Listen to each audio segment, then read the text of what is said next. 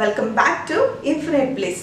ನೀವೇನಾದರೂ ಹೊಸದಾಗಿ ನನ್ನ ಚಾನಲ್ಗೆ ಕನೆಕ್ಟ್ ಆಗಿದ್ರೆ ಹಲೋ ಆ್ಯಂಡ್ ವೆಲ್ಕಮ್. ನಾನು ಆಲ್ರೆಡಿ ಥಂಬ್ನೇಲಲ್ಲಿ ತೋರಿಸಿರೋ ಹಾಗೆ ನಾನಿವತ್ತು ಒಂದು ಸಿಂಪಲ್ ಆಗಿರೋ ಸ್ಯಾರಿನ ಡಿಸೈನರ್ ಆಗಿ ಹೇಗೆ ಮಾಡೋದು ಅಂತ ತೋರಿಸ್ತಾ ಇದ್ದೀನಿ.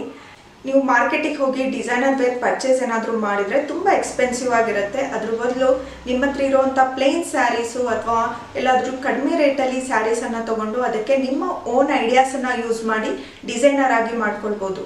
ಯಾವುದಾದ್ರು ಪಾರ್ಟಿ ಫಂಕ್ಷನ್ಸ್ಗೆ ಹೋದಾಗ ನೀವು ಈ ಥರ ವೇರ್ ಮಾಡಿದರೆ ಸೆಂಟರ್ ಆಫ್ ಅಟ್ರಾಕ್ಷನ್ ಆಗಿರ್ತೀರ. ಈ ಸ್ಯಾರಿನ ನಾನು ಆನ್ಲೈನಲ್ಲಿ ಪರ್ಚೇಸ್ ಮಾಡಿದ್ದು ಮಿಂತ್ರಾಯಿಂದ. ನಾನು ತೊಗೊಳ್ಳುವಾಗ ಆಫರಲ್ಲಿ ತುಂಬ ಕಡಿಮೆ ರೇಟಿಗೆ ತೊಗೊಂಡೆ. ಈಗ ಇದ್ರ ಪ್ರೈಸ್ ತುಂಬ ಹೈ ಇದೆ. ಈ ಸ್ಯಾರಿಗೆ ಅಷ್ಟೊಂದು ವರ್ತ್ ಇಲ್ಲ ಅಂತ ನನಗನ್ಸುತ್ತೆ. ಸ್ಯಾರಿಯ 2 ಬಾರ್ಡರ್ಸಲ್ಲಿ ಗೋಲ್ಡನ್ ಜರಿ ವರ್ಕನ್ನು ಕೊಟ್ಟಿದ್ದಾರೆ. ಹಾಗೆ ಪೂರ್ತಿ ಸೀರೆಯಲ್ಲಿ ಕೂಡ ನೋಡಿ ಸಣ್ಣ ಸಣ್ಣ ಹಾರಿಜಾಂಟಲ್ ಲೈನ್ಸಲ್ಲಿ ಗೋಲ್ಡನ್ ಜರಿ ವರ್ಕನ್ನು ಕೊಟ್ಟಿದ್ದಾರೆ. ಸ್ಯಾರಿ ತುಂಬ ಟ್ರಾನ್ಸ್ಪರೆಂಟಾಗಿ ಕೂಡ ಇದೆ. ಈ ರೀತಿಯಾಗಿದೆ ನೋಡಿ. ಇದರ ಜೊತೆಗೆ ಒಂದು ಬ್ಲೌಸ್ ಪೀಸನ್ನು ಕೂಡ ಕೊಟ್ಟಿದ್ದಾರೆ. ಅದು ಕೂಡ ಸೇಮ್ ಕಲರಲ್ಲಿದೆ.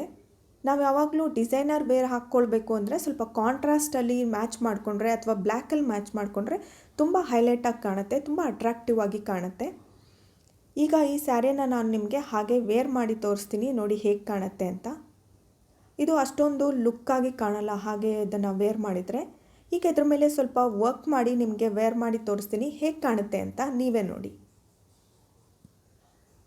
ಸ್ಯಾರಿಗೆ ನಾನೀಗ ಬಾರ್ಡರ್ ಮತ್ತು ಅದಕ್ಕೆ ಟ್ಯಾಸಲ್ಸನ್ನು ತೊಗೊಂಡು ಸ್ಟಿಚ್ ಮಾಡಿಸ್ಕೊಂಡಿದ್ದೀನಿ. ಟ್ಯಾಸಲ್ಲು ಗೋಲ್ಡನ್ ಕಲರಲ್ಲೂ ನೀವು ತೊಗೊಳ್ಬೋದು. ತೊಗೊಂಡ್ಮೇಲೆ ಫ್ಯಾಬ್ರಿಕ್ ಗ್ಲೂಯಿಂದ ನೀಟಾಗಿ ಅದನ್ನು ಗಮ್ ಮಾಡ್ಕೊಳ್ಬೇಕು, ಇಲ್ಲಾಂದರೆ ಅದು ಬಿದ್ದೋಗ್ತಾ ಇರುತ್ತೆ. ಈಗ ನೋಡಿ ಎಂಡ್ ರಿಸಲ್ಟ್ ಹೇಗಿದೆ ಅಂತ.